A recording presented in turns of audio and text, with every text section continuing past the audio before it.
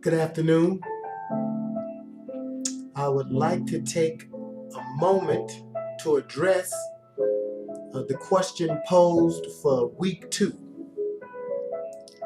And that question, excuse me a moment.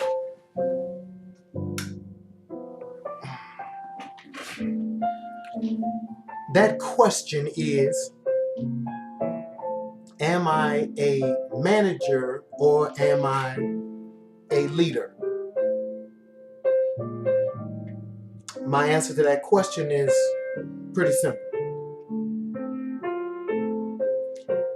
I am unequivocally, without a doubt, a leader.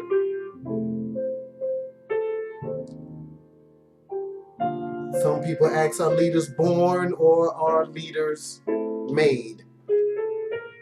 Well, since I've never met anyone who wasn't born, I would have to say that leaders are born. I believe that there's something different about leaders than the rest of the population.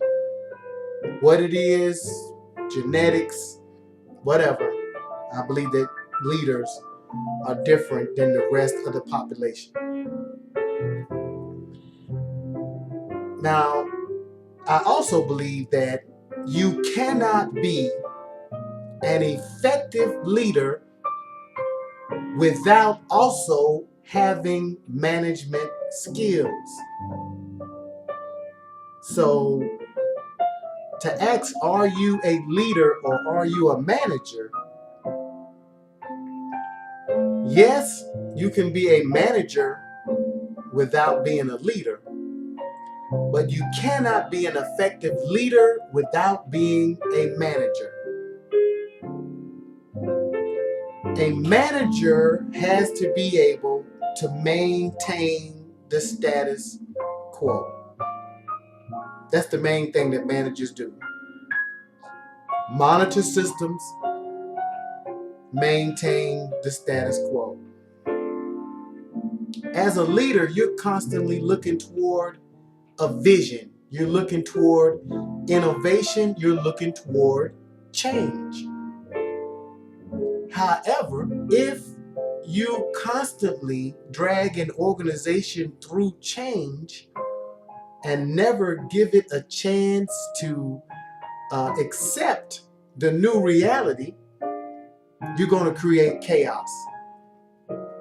And that is why, as a leader, it is incumbent upon you to both have leadership skills and management skills. Let's look at some of those skills according to the reading material that was provided by Dr. Kodo.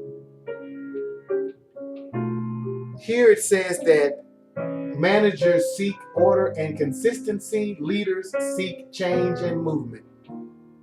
Absolutely. And absolutely, both of these things are necessary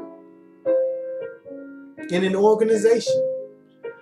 So, though I have an affinity or I have a love for leadership over management, I understand that you cannot effectively lead without management. So both are equally as important. Just like you cannot drive your car without you using both the gas pedal and the brake. I may prefer to use the gas pedal, but if I don't use the brake, we're going to have a problem. With relation to staffing, managers provide structure, job placements, and define rules and processes, whereas leaders, with relation to people, align people, communicate goals, build teams, look for commitment. Here's how I break that down. Managers are pretty much interested in measurable metrics. How many units did we produce last week? How fast did they run? How high did they jump? And all of that's important. But let me tell you why management is subject or not as highly sought after as leadership. When Alexander the Great met Darius on the fields of Gaugamela, the numbers were this. Darius, the king of Persia, had about 1 million troops. Alexander the Great had 100,000 troops. But Alexander the Great guaranteed his soldiers that they would win this battle. And the reasons that he told his soldiers that they would win the battle had nothing to do with the numbers. His reasons were as follows. Number one, the Persian soldiers are all slaves and you all are free men.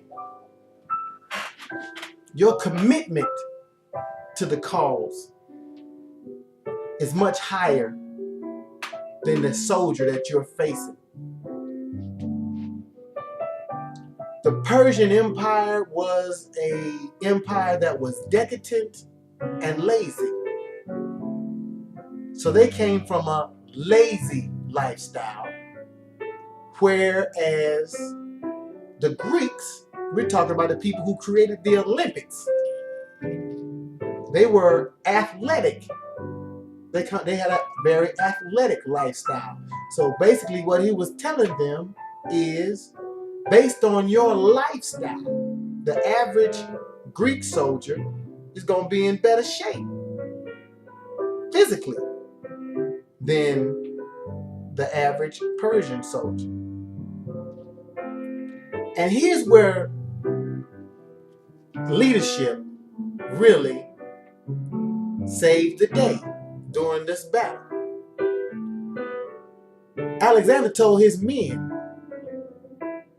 in order for the Persians to win, they're going to have to kill all of the Greek soldiers, because each one of you are willing to fight to the death.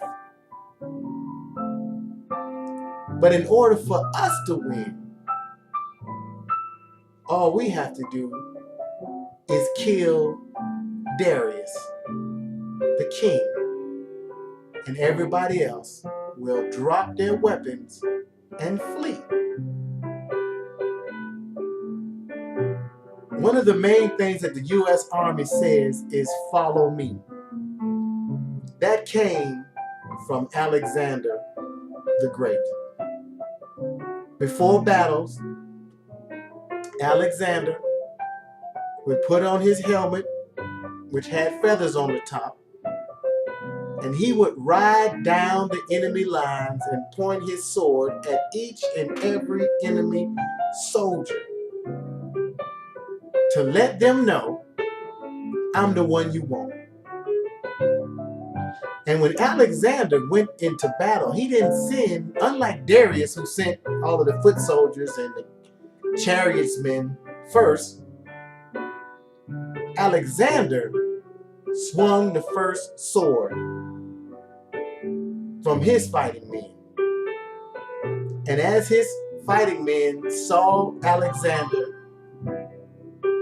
swing his sword and emerge deeper and deeper into the enemy lines, they would yell, "The king is surrounded," and then they would move their line up further. So basically, who Alexander was as king was less important than who Alexander was as a person. Because both he and Darius were kings by position. They were leaders by position. But Darius was a coward, which you cannot be both a coward and a leader at the same time. Trust and believe me when I tell you that. So when those two met on the plains of Gaugamela, it didn't matter that Darius had 10 times the soldiers that Alexander did. What mattered is that Alexander was 10 times the leader that Darius was. All of my life, I have studied leaders. All of my life, I have studied leadership. I was the firstborn, so basically, in my family, I came out of the womb as a leader. So the answer to the question of whether or not I am a leader or a manager, the answer is yes. I am both a leader and a manager. My natural affinity or my natural love is for leadership. But through trial and error, I have learned that you cannot lead effectively unless you are both a leader and a manager. Thank you. God bless.